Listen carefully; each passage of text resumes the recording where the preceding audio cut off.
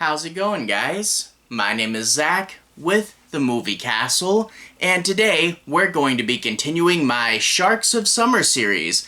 Sharks of Summer is a series I do around here where once a week, at least once during the summer, I take a look at a shark movie. And today we're going to be looking at Megalodon: The Frenzy. This is from 2023 and is put out by the Asylum, and it's the third film in their Megalodon franchise. This is directed by Brendan Petrizzo and stars Jessica Chancellor, Jeff Daniels, and Alex Trumble. But we also have in this movie Caroline Williams, who you guys, if you're horror fans, may know as Stretch from Texas Chainsaw Massacre 2, but the big name guest star this time around is Eric Roberts. If you guys know the Megalodon series, these guys are usually going to be like the captains of the battleship, and they'll come in and do a quick role. They'll get top billing, but won't really be the biggest character.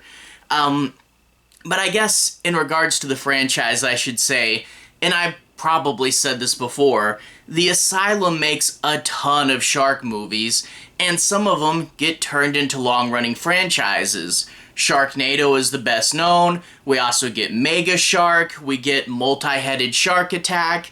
There's been quite a few, but Megalodon is their absolute worst franchise. And I mean that in all sincerity. I've seen too many of these, and these really represent the Asylum at their worst. Just a bunch of talking and technobabble, and not near enough shark attacks. These things always are super hard to get through. I will say they do get a tiny, almost imperceptible little bit better each time around. You had the first one, and then the second one had 3 sharks. Okay, and then the third one has even more sharks, and it does shake things up a tiny bit. The first 2 movies, we were stuck on a battleship, and the battleship is still in this one, and you know what battleship means. It means stoic military guys spouting out exposition and technobabble. Now that's still in this movie, but it's only like 1/3 of the movie. The other 2/3 is with this team of scientists, and the scientists are slightly less stoic. There's a little bit more personality with them, but now they're spitting out science-themed technobabble. I mean, it's good to get off those battleships after like 2 movies. I don't really know why we were so tied to that idea, but it's still people talking in a room. It's a whole bunch of made-up pseudoscience. And that's the thing, is it's like, shooting lasers at stuff and making the sharks do something by putting out some signal. It's not real science, and they over-explain everything. If we were to take the technobabble and condense it to just the important stuff, the movie would probably only be like 25 minutes long. Now, the sharks, I mean, they're here. It's a lot less than I would prefer. I think, they do a few scenes where the sharks randomly attack a beach, and it's, unrelated murder vignettes, but at least it's something. But almost all the sharks' kills are a guy running around and then a clean play without him, and the shark just transitions between him being there and him being not. It's nothing super impressive, and that's the point of these movies. Like, you watch a bad shark movie, you want cheesy shark action. You want to see dumb sharks pop up, kill some guys in gruesome, horrific ways, and you want just a good bit of cheese. That's not here too much. It is primarily just talking. We again did shake things up just a tiny bit with these murder vignettes and with changing between the military and the scientist. And I guess this is a tiny step in the right direction, but to be honest, as tiny of the steps are between the Megalodon movies, it's probably going to be Megalodon 25 by the time we get a decent one of these. I can only imagine that because these are mockbusters of the Meg franchise, that's giving them enough of a boost to keep these things going. And I'm sure they'll keep making them. We're at 3 right now, and we'll probably get a couple more coming out in the future. But yeah, these are always disappointing. It's the Asylum on autopilot. It's what we don't like them to make. But here's another one of them. I mean, at least when you had the Mega Shark Versus series, that was goofy CGI monsters fighting each other. Just give us more of that one instead. I don't know. Let's take a bit of a look at the plot. I'm not going to be doing any major spoilers, but I do want to take a moment, break down, analyze, talk about some things that happen. I'll be avoiding the end bits, but let's go ahead and do a bit of analysis. We open up with the ship from Megalodon Rising, that's the second movie, and we find out that a shark is attacking it, and that the 2 leads from the last movie are now dead. Now, if you're asking yourself, that's not how Megalodon Rising ended, what happened? Why is there only 1 shark, and why is it killed the ship? Well, apparently, this isn't the end of Megalodon 2, they just so happened to cut into another random shark attack that happened later, so it is confusing, especially because even though part 2 ended with a press conference, you'll still have people in this movie not knowing that Megalodons are real, so jacking up the continuity, because why not?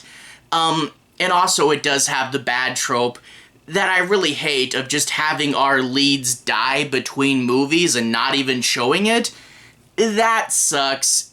I mean, it could have just been another random ship, but with them dead, we now have Eric Roberts in control of the ship, and they're going to be limping away. They'll still have sharks coming after them, but they're heavily damaged, they're low on ammunition, and they're going to have a support ship try to come and save them.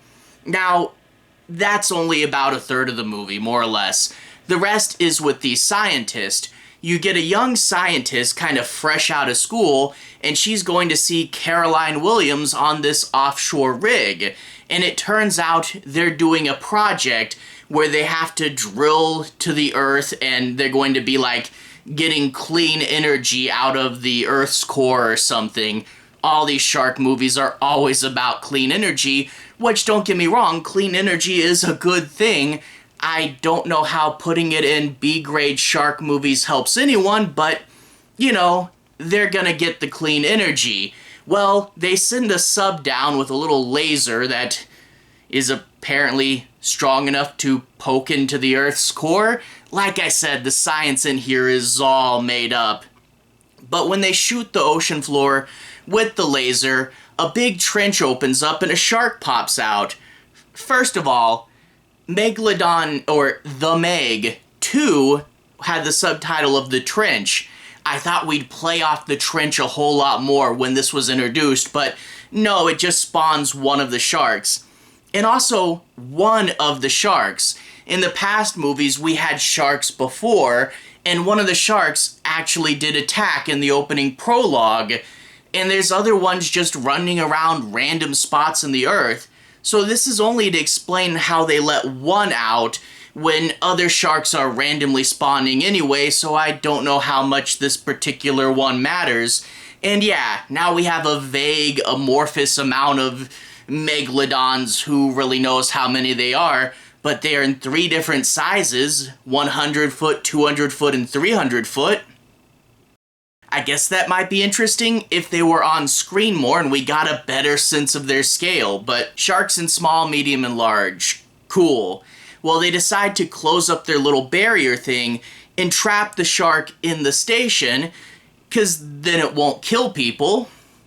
However, it could disrupt their little well thing and cause a giant tsunami, which would definitely kill people, so they have to figure out how to turn off their well, which will lead to a whole bunch of talking. Don't worry, we'll get lots and lots of technobabble about their plan to shut off the well, and is it more dangerous to keep the Meg here or to let it out?